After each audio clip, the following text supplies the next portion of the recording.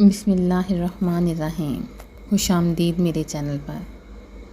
اور اگر میں گر گئی منصور، وہ جاتے جاتے رکی، کوئی بات نہیں میں تھام لوں گا۔ اس کے قریب ہو کر اس نے شاہم کو اپنی نظروں میں قید کیا۔ وہ سرخ چہرہ لیے رخ موڑ کے ڈریسنگ روم میں چلی گئی۔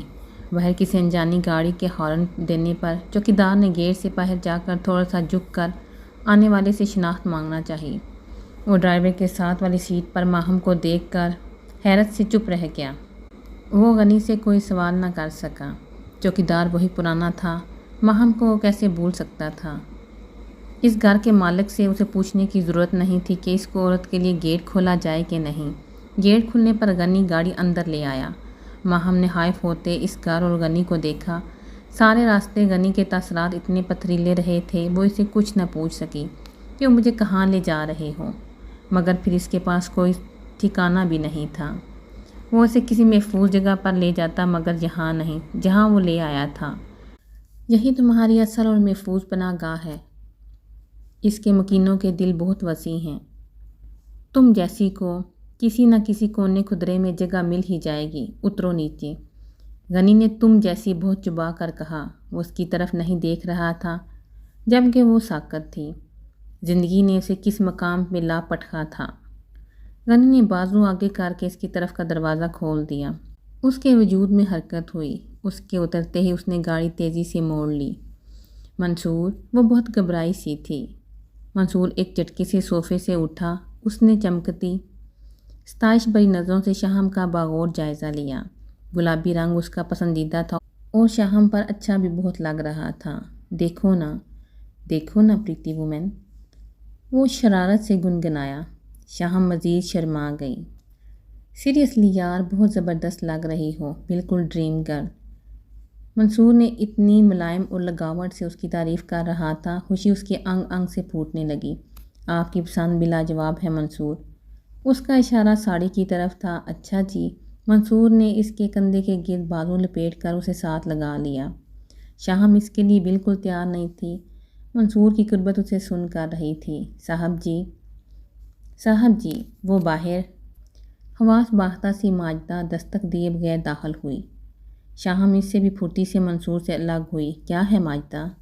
وہ صاحب جی باہر آئیں جلدی سے۔ اس نے اڑتے ہوئے رنگ کے ساتھ صرف اتنا ہی کہا، باہر پلٹ گئی۔ منصور، وہ ایک قدم آگے ہی بڑھا کہ شاہم نے بازو پکڑ لیا۔ پلیز مت جائیں۔ اس کا لاشعور یکدم کھٹکنے لگا تھا۔ منصور نے شاہم کی بدلتی رنگت کو دیکھا۔ ڈونٹ وری یار، آ جاؤ تم بھی ساتھ۔ منصور نے اس کا ہلکا سا سرد ہوتا ہاتھ تھام لیا۔ بیرونی دروازے کے اس پار ماہم تھی یا قیامت؟ سارے ملازمین کو اطلاع مل گئی تھی۔ سب ارد گرد کھڑے تھے۔ اس کے سوجے ہوئے چہرے اجاڑ حولیہ لیے ماہم سر جھکائے کھڑی تھی۔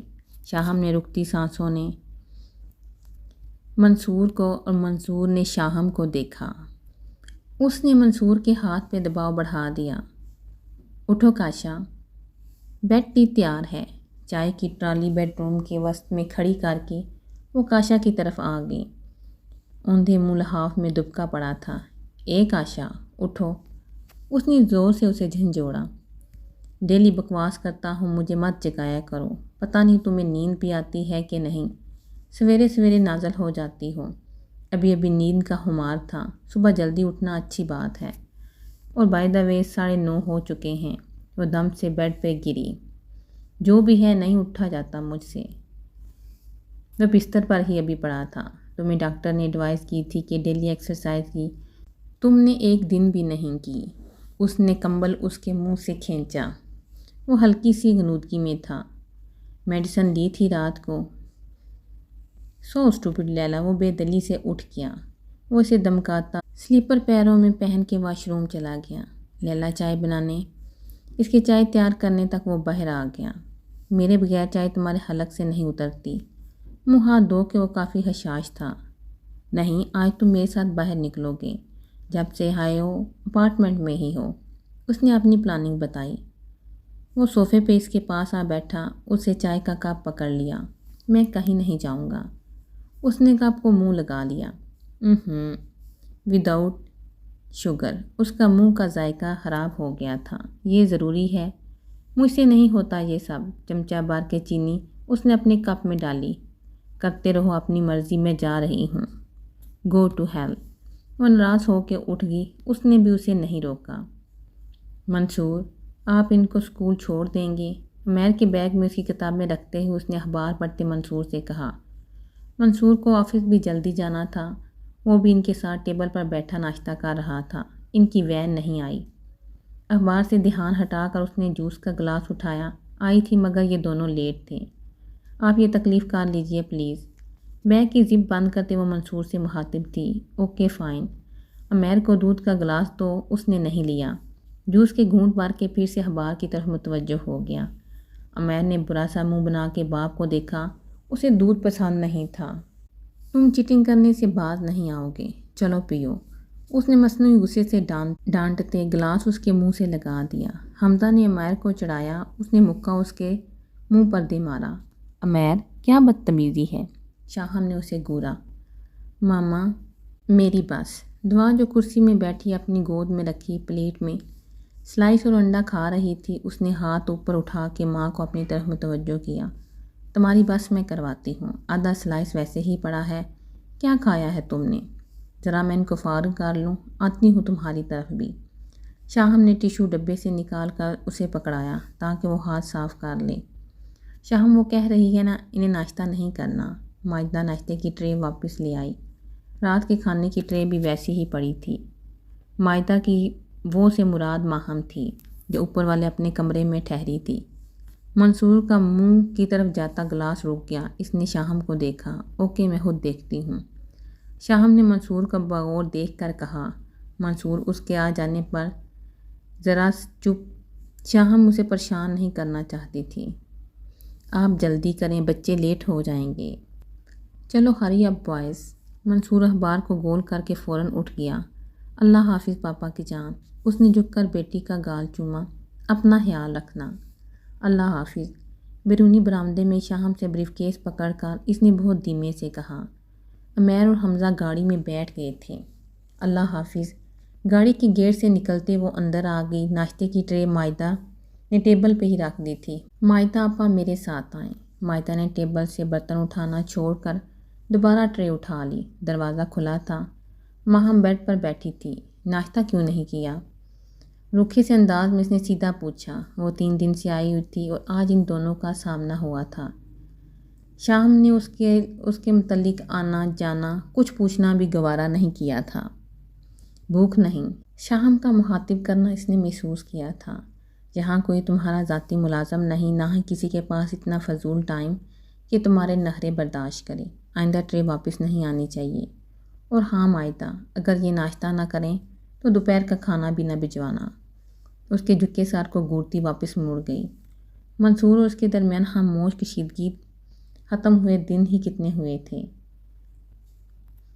ملازمین کے ساتھ وہ نارمل رہتے تھے۔ انہوں نے کبھی ان پہ کچھ ظاہر نہیں کیا تھا۔ شاہم کی طرف سے نہیں، مگر منصور کا رویہ کھچا کھچا سا رہتا تھا۔ شاہم نے بھی ہمت نہیں ہاری۔ اس نے پوری سچائی اور لگن سے منصور کو زیر کر ہی لیا۔ اس کی بے اتنائی کو صبر سے برداشت کیا۔ ابھی وہ اپنی قربانی و محنت کا صلہ ہی پا نہ سکی تھی کہ وہ اسے سب کچھ چھیننے چلی آئی تھی۔ ان سب کے باوجود ماہم تھی تو بہن۔ شاہم اتنی سخت دل نہیں تھی کہ ماہم سے 5 سال بڑی تھی۔ اس نے ہمیشہ شاہم کا خیال رکھا، بس اس نے ذرا سی کوتاہی برتی تھی اور شاہم کا سب کچھ لٹ گیا۔ کچن میں آ کر وہ آنکھوں کی نمی کو پلکیں چھپکا چھپکا کر خشک کر رہی تھی۔ ماجدہ بھی آ گئی۔ کیا کرنے لگی ہو ماجدہ؟ آپا، رخ موڑتے ہی اس نے ماجدہ سے پوچھا۔ کچن سمیٹنے لگی ہوں۔ تم اوپر کمرے کی صفائی کر لو، میں کچن دیکھ لیتی ہوں۔ وہ ماہم کا نام نہیں لیتی تھی۔ اوپر سے مراد ماہم کا کمرہ ہی تھا جہاں وہ پہلے رہتی تھی۔ ادھر آ جائیں، صوفے پہ صفائی کرنا ہے۔ ماجدہ ڈسٹنگ کے لیے کپڑا ہاتھ میں پکڑے کھڑی تھی۔ وہ اٹھ کے صوفے پہ آ گئی۔ تکیے کراؤن پر رکھ کر وہ بیڈ شیٹ درست کر کے بچھانے لگی۔ ماجدہ، بچے کہاں ہیں؟ 3 دن بعد اس نے کوئی سوال کیا تھا۔ چادر درست کرتے کرتے اس کے ہاتھ ذرا کے ذرا رکے۔ اسکول گئے ہیں، بے تاثر سے لہجے میں اس نے بتا دیا۔ اور دعا؟ وہ کھیل رہی ہے۔ ماہم کی آنکھوں میں آنسو تھے۔ اس گھر میں آ کے اسے پہلا خیال بچوں کا ہی آیا تھا، جن کی شکلیں ابھی تک نہیں دیکھی تھی۔ بیٹے اس قابل ہو گئے تھے کہ اسکول جانے لگے اور بیٹی چلنے لگی تھی۔ منصور اتنا سا دل کب سے ہو گیا کہ اس نے بچوں کو اس سے ملوایا نہیں۔ شاہم نے شادی نہیں کی، اس گھر کی تبدیلیوں سے وہ واقف نہیں تھی، کر لی ہے۔ مائدہ نے چادر کی شکلیں دور کیں اور تکیے درست کر کے رکھنے لگی۔ وہ بھی شوہر اولاد والی تھی۔ ماہم کے ساتھ بھی اس نے ایک عرصہ گزارا تھا۔ وہ ان کے دور پار کے رشتہ داروں کے ہاں نوکر تھے۔ مائدہ کو ایک عورت ہونے کے ناطے ماہم پہ بہت غصہ یا شدید سی نفرت تھی۔ جس گھر میں وہ رہتی تھی وہاں عورت کو شوہر کی عزت اور غیرت پکارا جاتا تھا، شوہر مجازی خدا مانا جاتا تھا۔ ماہم کی ان حرکات میں وہ توبہ استغفار کرتی تھی۔ ماہم کے آ جانے سے اسے شاہم کا گھر خطرے میں پڑتا محسوس ہو رہا تھا۔ بچوں کی دیکھ بھال کے لیے گورننس ہوگی۔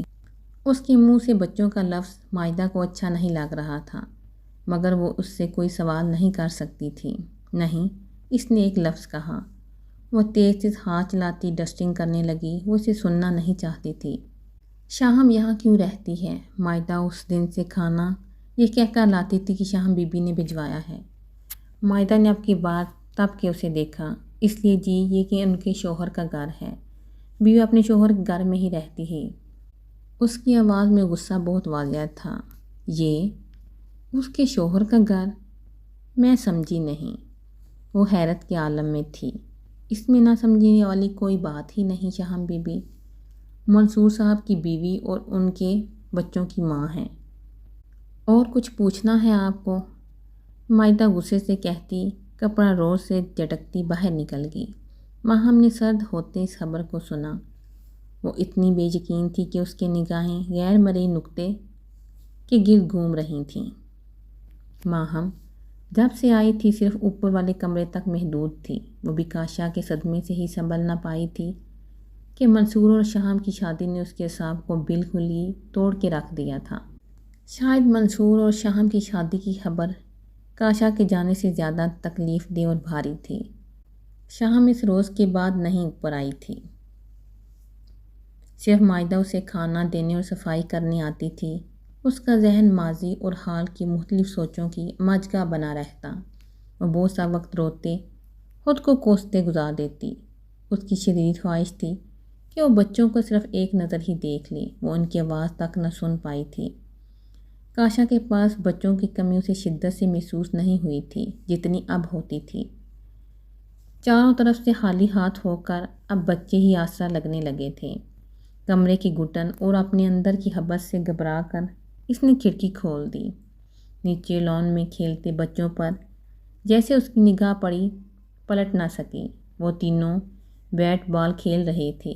حمزہ باؤلنگ کروا رہا تھا، عمیر بیٹنگ پہ تھا۔ دعا سارے لان میں بھاگ بھاگ کر بال پکڑنے پہ تھی۔ لگائی گئی کرسیوں اور میز پر منصور اور شاہم آپس میں باتوں میں مصروف تھے۔ سارا منظر خوبصورت اور مکمل لگ رہا تھا۔ ماما، حمزہ میرا اوور نہیں دے رہا، میں نے اسے بیٹ مار دینا ہے، عمیر نے قبل از وقت اسے اطلاع دی۔ نو ماما، میں نے پورے 6 بال دیے ہیں، اسے ایک کام لگتا ہے۔ حمزہ نے بھی فوراً وضاحت دی۔ چلو حمزہ، آپ ایک اور بال کروا دو، بھائی ہے آپ کا۔ منصور نے حمزہ سے کہا۔ آپ ہمیشہ اس کی سائیڈ لیتے ہیں، وہ غصے سے بول رہا تھا۔ آپ ماما کے اچھے والے بیٹے ہو، مان جاؤ۔ شاہم نے تھوڑی اس کی طرف داری کی۔ جسٹ 1 بال، اس نے غصے سے عمیر سے کہا اور بال کروانے لگا۔ آپ چکن پکوڑا ٹیسٹ کریں، میں نے فرسٹ ٹائم ٹرائی کی ہے۔ شاہم نے اس کی طرف پلیٹ بڑھاتے ہوئے کہا۔ منصور آپ نے، ماما وہ کون ہے؟ عمیر کے پکارنے پر شاہم کی بات بیچ میں ہی رہ گئی۔ ان دونوں نے عمیر کی طرف دیکھا۔ وہ اوپر کھڑکی میں کھڑی ماہم کی طرف اشارہ کر رہا تھا۔ ماہم نے ان دونوں کی نظر خود پر پڑتے ہی کھڑکی زور سے بند کر دی۔ وہ لمبے لمبے سانس لے رہی تھی۔ اوپر ہونے کی وجہ سے وہ بچوں کے چہرے ٹھیک سے نہیں دیکھ پائی تھی۔ ماہم کے کھڑکی بند کرنے پہ انہوں نے دوبارہ کوئی سوال نہیں کیا۔ آپ نے کیا سوچا ہے؟ شاہم نے اپنی پلیٹ واپس رکھ دی۔ کس بارے میں؟ منصور کسی اور ہی سوچ میں گم تھا۔ اس کا شاہم نے اوپر سے کھڑکی کی طرف اشارہ کیا۔ کچھ نہیں۔ پھر وہ کافی دیر بعد بولا، تم کیا کہتی ہو؟ سب آپ کے سامنے ہے، ہم دونوں نے کن مشکلات سے گزر کے سب سیٹل کیا ہے، اور اب اس کے آ جانے سے مجھے لگتا ہے صرف لمحہ لگے گا سب تباہ ہونے میں۔ منصور، ان شارٹ یہ کہ آپ کے اور اپنے بیچ میں کسی تھرڈ پرسن کو برداشت نہیں کر سکتی، چاہے وہ کوئی بھی ہو۔ وہ دبے لفظوں میں کہنا چاہ رہی تھی کہ اسے ماہم کا اب اس گھر میں رہنا پسند نہیں، وہ اس کے لیے مستقبل میں خطرے کا باعث بن سکتی ہے۔ تم خود کو انسیکیور محسوس کرنے لگی ہو، یا مجھ پر ٹرسٹ نہیں رہا، وہ ماہم کا کہہ رہی تھی، اور منصور نے رخ اپنی طرف موڑ لیا۔ آپ کو یہ خوش فہمی کب سے ہوگی کہ میں آپ پہ ٹرسٹ کرتی ہوں؟ منصور کی آنکھوں میں آنکھیں ڈال کر کہتی وہ اٹھ گئی۔ ہیلو ڈیئر، اکیلے ہی کارڈ کھیل رہے ہو؟ لیلا کوٹ اور شولڈر بیگ کاؤچ پہ پھینک کر کارپیٹ پہ کاشا کے سامنے بیٹھ گئی۔ کارڈز میں اتنا غرق تھا، نہ ہی اس نے اس کے آنے کا نوٹس لیا نہ جواب دیا۔ میں بھی کھیلوں گی، اس نے کشن پہ پڑے کارڈز پہ ہاتھ رکھ دیا۔ میں عورتوں کے ساتھ جوا نہیں کھیلتا۔ اس نے لیلا کے ہاتھ پہ ہاتھ دھر کے اٹھنا چاہا۔ ہم جوا نہیں کھیلیں گے، اور یاد رہے میں عورت نہیں تمہاری بیوی ہوں۔ اس نے کاشا کا ہاتھ تھام لیا۔ اچھا، پھر دیکھتے ہیں۔ وہ پتے اکٹھے کرنے لگا۔ کون ون کرے گا؟ اس نے پتے پھینٹتے ہوئے یوں ہی پوچھا۔ آف کورس یو، وہ حاضر جواب تھی۔ جب تمہیں یقین ہے ہار کا تو پھر کھیل کیوں رہی ہو؟ اس نے ہاتھ روک کر پوچھا۔ مجھے تو یہ بھی یقین ہے کہ تم مجھ سے محبت کرنے لگو گے، تندرست ہو جاؤ گے اور ساری زندگی ساتھ گزاریں گے۔ ہارنے کے ڈر سے گیم نہیں چھوڑنی چاہیے۔ وہ یہ سب اس کے چہرے کو دیکھ کر نہیں کہہ سکتی تھی۔ دنیا میں محبت کے علاوہ بھی بہت سے دندے ہیں، تم تو بس۔ اس نے نفی میں سر ہلا کر جملہ ادھورا چھوڑ دیا۔ What about of you? کاشا کی غیر سنجیدگی نے اسے دکھ دیا تھا۔ تم مجھے نہ سوچا کرو۔ اس کے لیے نصیحت کرنا آسان تھا۔ میڈیسن ریگولر لیا کرو۔ اس نے گہری سانس خارج کرتے ہوئے موضوع بدل دیا۔ ہاں، لے رہا ہوں۔ کاشا، میں تمہارا چیک کیش کروا لیا ہے، یاد آنے پر اس نے بتایا۔ بینک گئی تھی؟ وہ کارڈز بانٹنے لگا۔ ہاں، ایک نیوز اور ہے۔ بینک میں مجھے پتہ لگا کہ تمہارے اکاؤنٹ میں پاکستان سے 50 لاکھ آئے ہیں۔ میں نے نام اور پتہ پوچھا تھا۔ انہوں نے چیک کر کے غنی کا نام اور اکاؤنٹ نمبر بتایا ہے۔ غنی نے کیوں پیسے بھیجے ہیں؟ وہ زیر لب پرسوچ انداز میں بڑبڑایا۔ ظاہر ہے تم اس کے بزنس شیئرز ہولڈرز ہو، تمہارا حصہ ہی بھیجا ہوگا۔ کوئی خدا ترسی تھوڑی کی ہے۔ Shut up. تمہیں یہ رائٹ کس نے دیا کہ تم میرے اس قدر پرسنل میٹر میں مداخلت کرو؟ آئندہ اتنی جرأت نہ کرنا۔ غصے سے سرخ ہوتے چہرے کے ساتھ اس نے سارے کارڈز کو ہاتھ مار کر بکھیر دیا۔ سوری کاشا، وہ خائف سی ہوگی۔ What sorry? آئندہ کبھی غنی کے بارے میں اس انداز سے بات مت کرنا۔ Stop it and listen one thing. وہ رقم غنی کے اکاؤنٹ میں ٹرانسفر کروا دو۔ اس کا انداز حکم سے بھرا ہوا تھا۔ ہو جائے گی۔ گڈ نائٹ، وہ دھیمے پن سے کہتی نکل گئی۔ وہ بالوں میں انگلیاں پھنسائے کچھ سوچنے لگا۔ منصور ٹی وی میں بزنس اپ ڈیٹس دیکھ رہا تھا۔ حمزہ وہیں نیچے کارپٹ پہ سو گیا تھا۔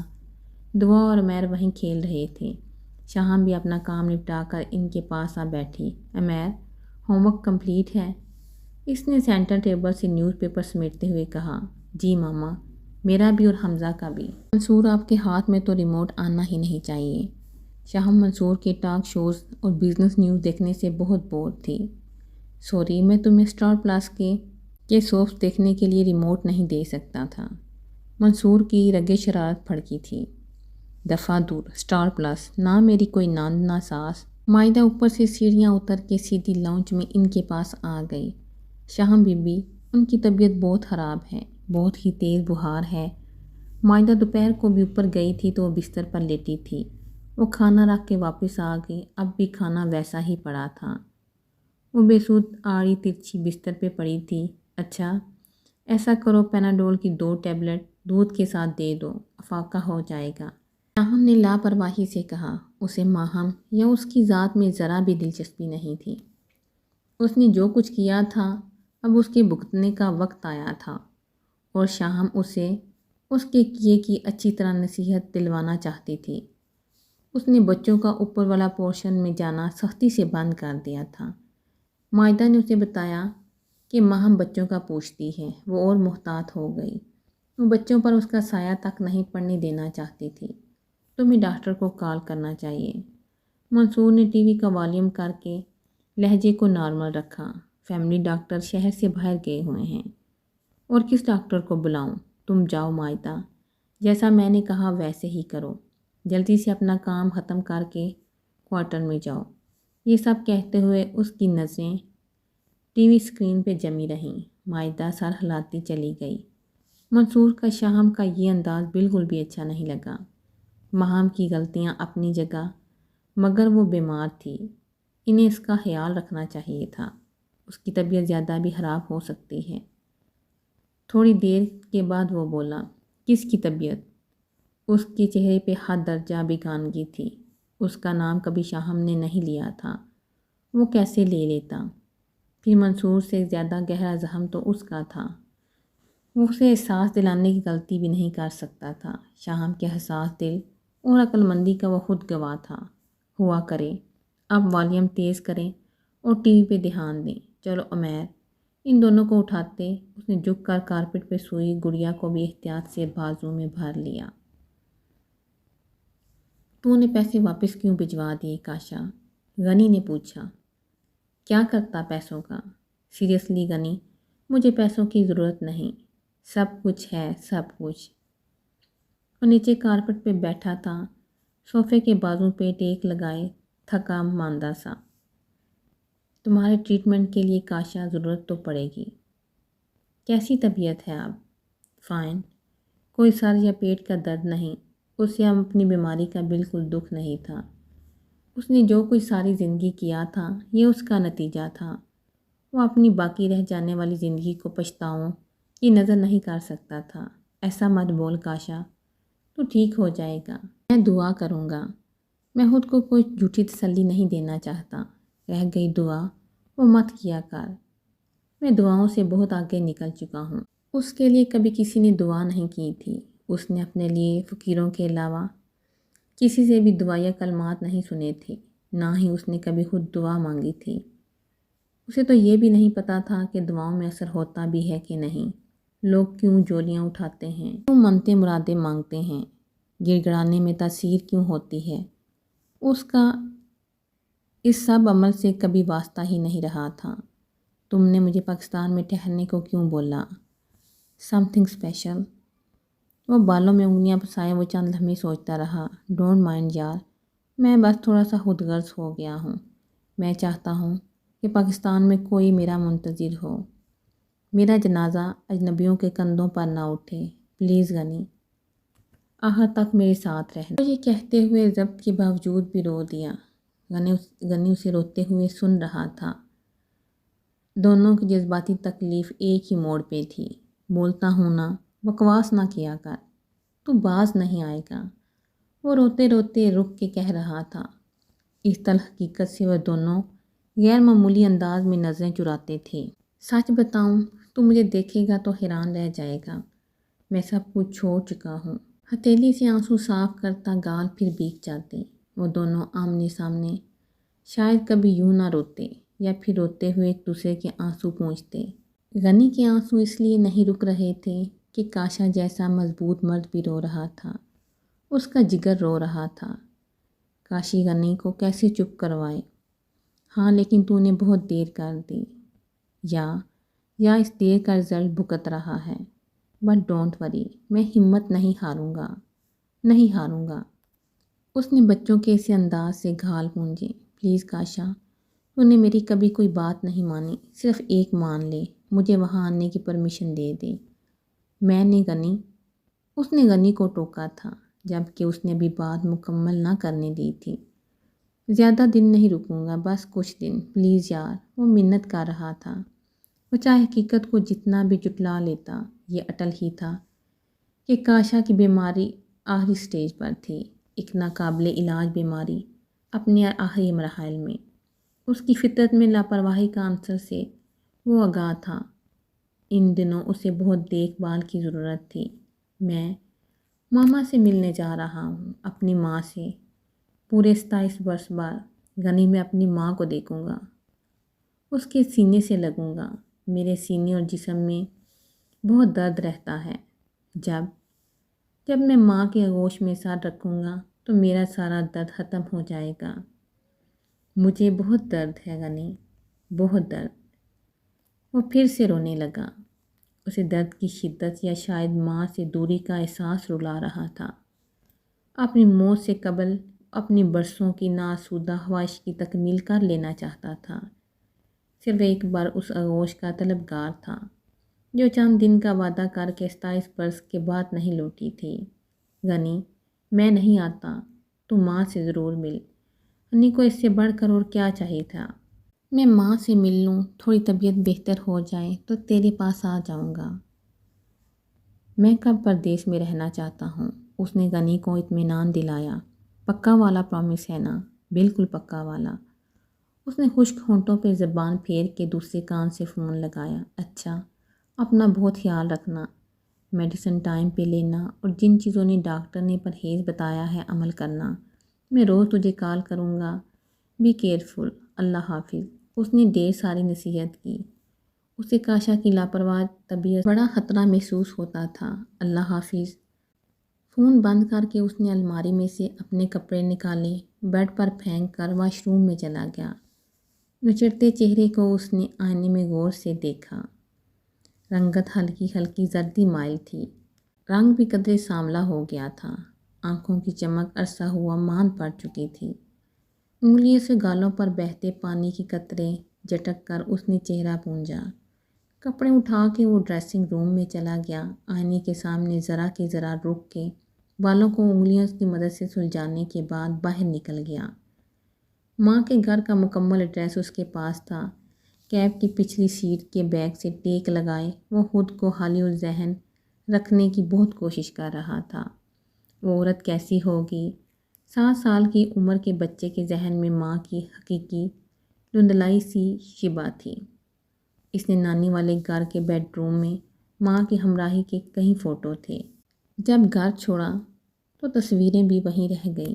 اسے باتیں یاد رکھنے، یادیں اکٹھی کرنے کی عادت نہیں تھی۔ وہ ایک کھرا اور حقیقت پسند انسان تھا، اپنی بیماری اور اس کی نوعیت سے بھی اچھی طرح آگاہ تھا۔ اسے یہ تسلیم کرنے میں عار نہیں تھا کہ وہ صرف چند مہینوں کا مہمان تھا۔ اس نے شاید اپنی پوری زندگی میں ایک عورت سے محبت کی اور اسی کی عزت کی جسے وہ کبھی ماں کہتا تھا۔ وہ واشنگٹن ڈی سی کے ایک خوبصورت عالیشان گھر کے باہر کھڑا تھا۔ گھر تھا یا محل؟ اونچے مضبوط لوہے کی سلاخوں والے گیٹ کے اس پار چوکیدار نے اس کی شناخت مانگی۔ میڈم رابعہ سے ملنا ہے، پاکستان سے آیا ہوں۔ اسے انگلش میں اپنی شناخت کی وضاحت دیتے وہ خود پہ حیرت زدہ تھا۔ اتنے برس بعد اچانک اس کے منہ سے ماں کا نام نکل گیا تھا۔ اسے ابھی تک اس عورت کا نام یاد تھا مگر وہ اپنا نام نہیں بتا پایا تھا، نہ ہی ان کے لیے ماں کا لفظ استعمال کر سکا تھا۔ چوکیدار نے انٹرکام پہ آنے والے کے بارے میں بتایا، اسے اندر بھیجنے کی اجازت لے کر اس کے لیے گیٹ کھول دیا۔ لمبی روش میں اس نے بہت سست روی سے طے کی تھی۔ اندرونی دروازہ ایک چھوٹے سے قد کی ڈھیر عمر انگریز عورت نے کھولا۔ اسے اپنی رہنمائی میں ڈرائنگ روم تک پہنچا دیا۔ Please wait. وہ دہلیز سے واپس مڑ گئی۔ وہ ڈرائنگ روم تھا یا حیرت زدہ؟ وہ سحر زدہ سی کیفیت میں گرا کھڑا تھا، کھلی آنکھوں سے ارد گرد کا جائزہ لے رہا تھا۔ ڈرائنگ روم کی زیب و آرائش اپنے مکینوں کی مالی حیثیت کا منہ بولتا ثبوت تھی۔ اس حیرت زدہ کی ملکہ ایک شان سے دھیرے دھیرے قدم اس کی طرف بڑھا رہی تھی۔ ہلکے رنگ کی خوبصورت سی ساڑی، کن پٹیوں پہ صرف چند ایک سفید بال اس کی عمر کی چغلی کھاتے تھے۔ نازک سے فریم کا چشمہ، وہ ابھی بھی بھرپور جوان لگ رہی تھیں۔ کون ہیں آپ؟ وہ اس کے پاس آ رکیں۔ اس کے سوال نے کاشا جیسے مضبوط اعصاب کے شخص کا سینہ چیر دیا۔ ہون اپنے ہون کو دیکھ کر جوش مارتا ہے۔ وہ کیسی ماں تھی جسے اپنے جنے ہوئے کی پہچان نہیں تھی۔ اس کا جی چاہا چپ چاپ اس ڈرائنگ روم کے دروازے سے باہر دوڑ لگا دے اور ایک پل کے لیے مزید یہاں نہ رکے۔ اس جیسے ساکھ کو اور منہ پھٹ بندے پہ یہ لمحہ بہت بھاری تھا۔ میں کاشف کلرک غلام حسین مرحوم کا اکلوتا بیٹا۔ ماں کی بے خبری نے اس کا لہجہ بھاری کر دیا۔ زندگی میں پہلی بار اس کی خود اعتمادی اور زبان لڑکھڑائی تھی۔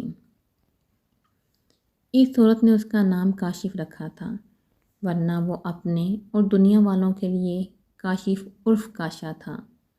اس کی نگاہوں نے ماں کے حد و حال کو بہت غور سے پرکھا، جس میں کوئی بھی خوشگواری واضح نہیں ہوئی تھی۔ اس نے شاید ان لمحات کا کبھی تصور نہیں کیا تھا کہ وہ 7 سال کا بچہ اتنا بھرپور جوان ہو کر اس کے سامنے مضبوط اپنے قدموں پہ کھڑا تھا، اور اب اسے سہارے کے لیے ماں درکار نہیں تھی۔ کاشف بیٹھو۔ جی، اس نے حلق سے پھنسی ہوئی جی نکالی۔ کتنا خلاف توقع بولی تھی وہ عورت۔ اس عورت کے لیے اس نے کتنے برسوں کا سفر طے کیا تھا۔ اپنی تکلیف کے باوجود وہ یہاں تک پہنچا تھا۔ اس نے سنا تھا کہ ماں کے قدموں تلے جنت ہوتی ہے۔ اسے موت کے بعد ملنے والی جنت اور دوزخ میں بالکل دلچسپی نہیں تھی۔ اسے تو صحیح طور پر جنت اور دوزخ کا فرق کا علم نہیں تھا، مگر وہ ان قدموں کو چومنے کا ہوا تھا۔ وہ دونوں چپ چاپ سر جھکائے بیٹھ گئے۔ کتنے ہی بے معنی لمحے خاموشی کے نظر ہو گئے۔ کاشا کے جسم میں اچانک درد ہونے لگا۔ ایک لڑکی بڑی سی ٹرالی گھسیٹتی ہوئی آئی۔ کمرے کے سامنے والی دیوار کے ساتھ ٹیبل اور کرسیاں تھیں۔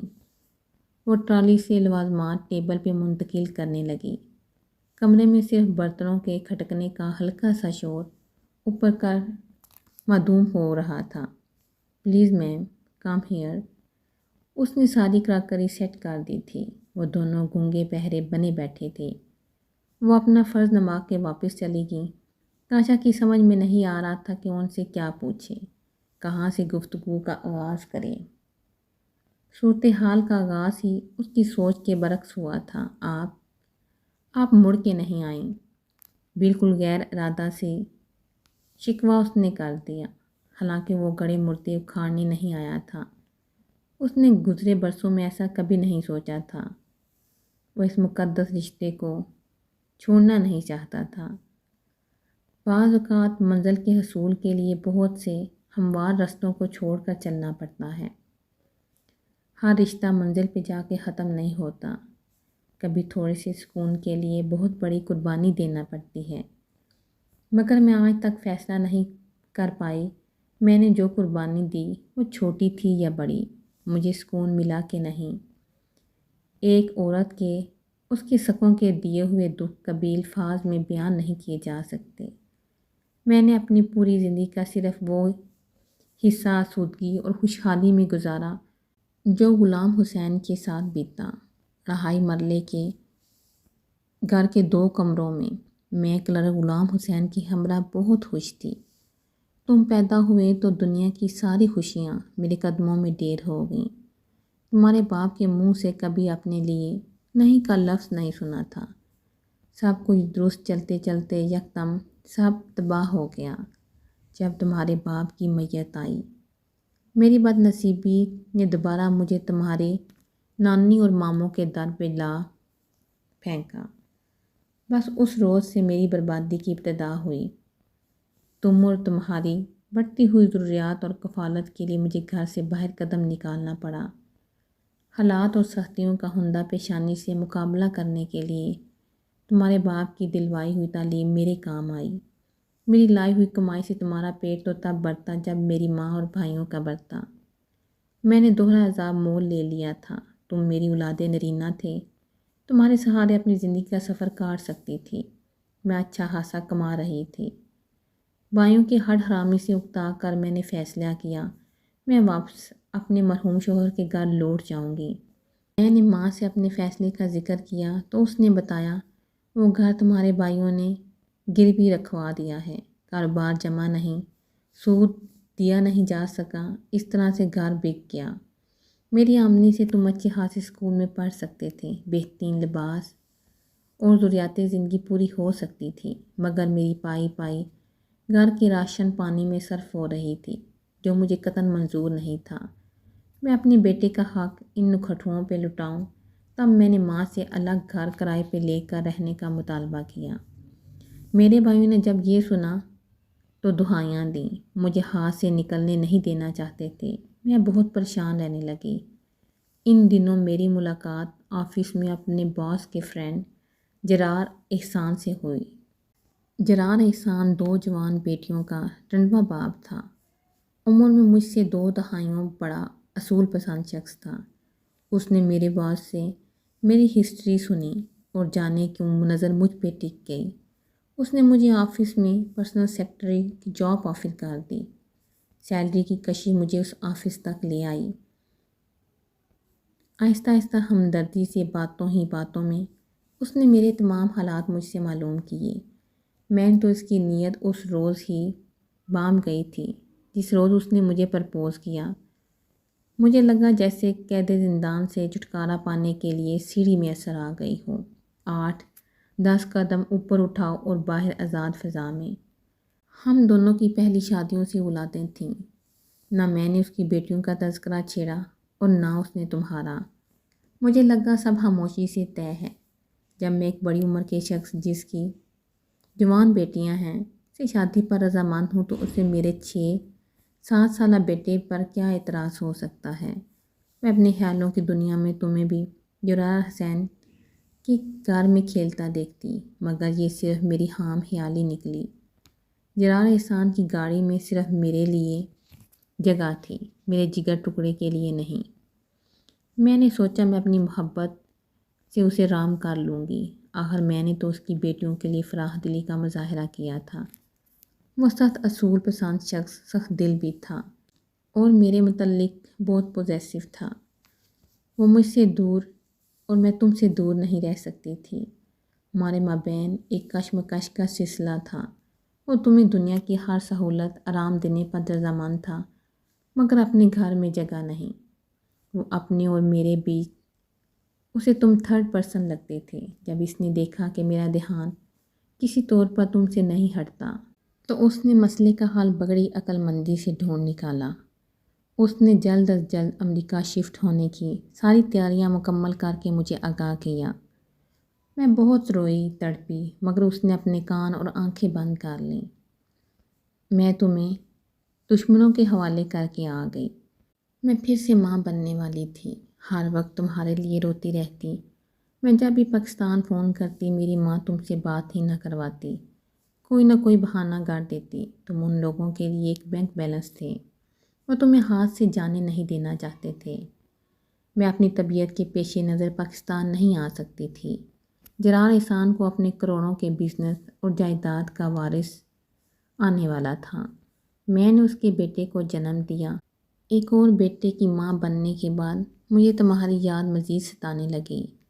تمہارے معاملے میں اپنی ماں اور بھائیوں پر قطعاً بھروسہ نہیں کرنا چاہتی تھی۔ جرار احسان اس عمر میں بیٹا پا کر بے انتہا خوش تھا۔ مجھے اہمیت بھی پہلے سے کہیں زیادہ دینے لگا۔ تب میں نے ہمت کر کے اسے پاکستان جانے کی بات کی۔ اس نے صاف انکار کر دیا۔ میں نے ضد کی تو کہا کاغذ لو اور ہمیشہ کے لیے واپس لوٹ جاؤ، میں تمہیں بیٹا بھی نہیں دوں گا۔ پہلے بیوہ ہوئی اور اب طلاق یافتہ۔ ہر طرف سے مایوس ہو کر میں نے اس کی بہت منت سماجت کی کہ میرے بیٹے میرے کاشف کو یہیں بلا لو، تمہیں اس معصوم بچے سے کیا بیر۔ کہنے لگا ابھی سے اپنے بیٹے کا شریک اس کے سر پر لا بٹھاؤں۔ میں روتی رہی۔ وہ تمہارے متعلق ایک لفظ بھی سننے کو تیار نہیں تھا۔ اس نے میری ضد اور رونے دھونے سے اکتا کر مجھے ایک دن سختی سے کہا کہ باپ بیٹے کی زندگی سے ہمیشہ کے لیے چلی جاؤ، میں اپنا بیٹا خود پال لوں گا۔ ایک کے لیے تڑپ رہی تھی، دوسرے کو کیسے چھوڑ دیتی۔ جرار احسان نے مجھ سے قسم لی کہ اگر میں اس کے ساتھ رہنا چاہتی ہوں تو تمہیں بھولنا پڑے گا۔ وہ کبھی بھی تمہارا اور پاکستان جانے کا نام نہیں دوبارہ لوں گی۔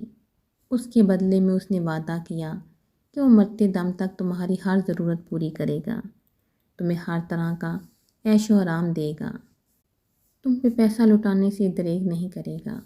جرار احسان سے میرے بیٹے نہیں جانتے کہ میں ان کے باپ سے پہلے بھی شادی شدہ تھی۔ وہ دونوں بھی اپنے باپ کی طرح بہت پوزیسو ہیں۔